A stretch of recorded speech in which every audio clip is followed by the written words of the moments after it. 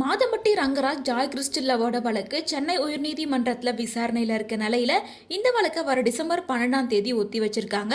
அப்போ ஜாய்க்கு எதிராக எல்லா ஆதாரத்தையும் மாதம்பட்டி ரங்கராஜ் கோர்ட்டில் சப்மிட் பண்ணணும் அப்படின்னு சொல்லியிருந்த நிலையில ஜாய் மாதம்பட்டி ரங்கராஜ் டிஎன்ஏ டெஸ்ட்டுக்கு வரமாட்டேங்கிறாரு, தலைமறைவாயிட்டாரு, யாராவது அவரை பார்த்தீங்கன்னா கூட்டிட்டு வாங்க அப்படின்ற மாதிரி ஓப்பன் ஸ்டேட்மெண்ட்டை ரிலீஸ் பண்ணியிருக்காங்க.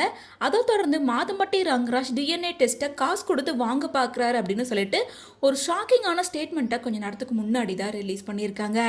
மேலும் ஜாய் கிறிஸ்டில ரிலீஸ் பண்ணியிருக்க அந்த ஸ்டேட்மெண்ட்ல என்ன மென்ஷன் பண்ணியிருக்காங்கன்னா, காணவில்லை ராஹா ரங்கராஜோட அப்பாவான மாதம்பட்டி ரங்கராஜை கடந்த 1 மாசமா காணோம், டிஎன்ஏ டெஸ்ட் எடுக்கணும் அப்படிங்கிறதுக்காக தான் அவர் தலைமறைவா இருக்காரு போல இருக்கு, இவரை ஈவெண்ட்ல பார்த்தா உடனே எனக்கு டிஎம் பண்ணுங்க, குற்றமுள்ள நெஞ்சுதான் குறுகுறுக்குமா, அந்த மாதிரி ஒளிஞ்சு ஓடிக்கிட்டு இருக்காரு, ப்ரூவ் பண்ணாதானே சார் மாட்டிப்பாரு, இல்லை ஒருவேளை பணம் கொடுத்து டிஎன்ஏ டெஸ்ட்டை கரெக்ட் பண்ண டைம் எடுத்துக்கிறாரு போல இருக்கு, நீங்கள் தான் எல்லாமே லீகலாக ஃபேஸ் பண்ணுற ஆளாச்சு மாதம்பட்டி ரங்கராஜ், இதை மட்டும் உங்களால் ஏன் லீகலாக ஃபேஸ் பண்ண முடியல? My dear husband Madhampatti Rangaraj, நீங்கள் என்ன ஏமாற்றலாம், சுற்றி இருக்கிறவங்களையும் ஏமாற்றலாம், ஆனால் உங்கள் மனசாட்சியும் கடவுளையும் நீங்கள் ஏமாற்ற முடியாது.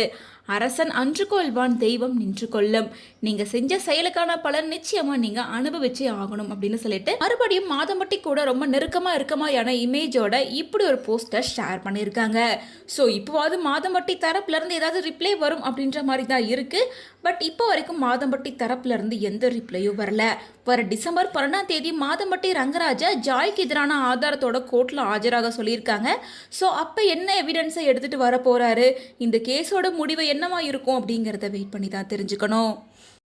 மேலும் ரீசெண்டாக ஜாய்க்கு எதிராக மாதம்பட்டி ரங்கராஜ் தாக்கல் பண்ண வழக்கில் மாதம்பட்டியை தோக்கடிச்சு ஜாய் தான் வெற்றி பெற்றிருந்தாங்க. நீதி ஜெயிச்சிருச்சு அப்படின்னு சொல்லி ஹாப்பியாக ஒரு ஸ்டேட்மெண்ட்டையும் ஷேர் பண்ணியிருந்தாங்க. அதாவது மாதம்பட்டி ரங்கராஜை பற்றியோ அவரோட கம்பெனியை பற்றியோ ஜாய் அவதூறாக பேசுகிறதால அவரோட பிஸ்னஸ் பாதிக்கப்பட்டிருக்கு. ஸோ 12 கோடி ரூபாய் நஷ்டமாயிருக்கு, அது ஜாய் தான் திரும்ப தரணும் அப்படின்ற மாதிரி மாதம்பட்டி மேல்முறையீடு பண்ணி உயர்நீதிமன்றத்தில் ஒரு வழக்கை தாக்கல் பண்ணியிருந்தாங்க.